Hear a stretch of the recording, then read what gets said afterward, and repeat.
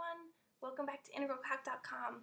Today we're going to be doing our first example of the method of completing the square, which is one method that you can use to solve for the roots of polynomial equations that can't easily be factored. So let's go ahead and take a look at our first example. It's going to be f of x equals x squared minus 4x plus 2. And the first thing that we're going to do in completing the square is set this equation equal to 0. So we just take the function exactly as it is and set it equal to 0. We're just going to walk through the steps of completing the square. It's a fairly easy concept. It's just a matter of memorizing the steps to get you to the final answer. So we set it equal to 0. Then we take half of this -4 term here. Now, completing the square is a method that we can use to solve for the roots of polynomials in the form ax squared plus bx plus c. You can see that our polynomial here, we have ax squared plus bx plus c. The a in this case is the coefficient on the x squared term, which in this case is 1. Plus bx, you have minus 4x, so b is -4.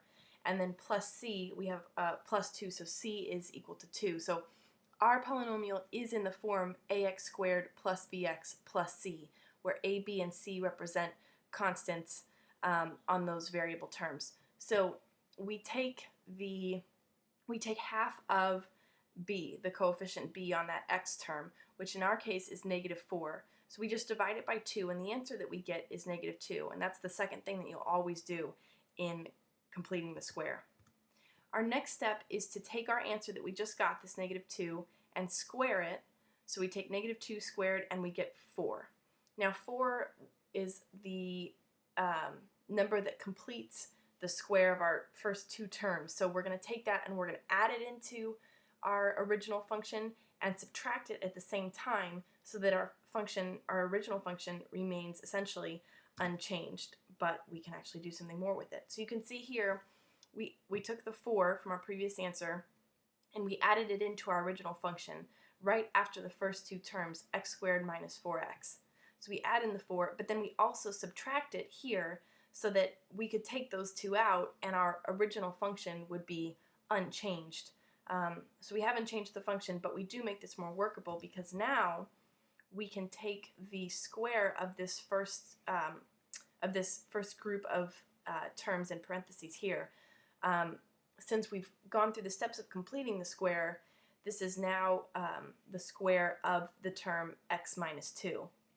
So we go ahead and factor that, and we get x minus 2 squared, and then we just combine this -4 and +2 into -2 here, so we simplify. And then, once we've done that, we go ahead and move 2 to the opposite side, adding it to both sides. We're moving towards solving for the roots of the original function. So our next step is to take the square root of both sides of the function.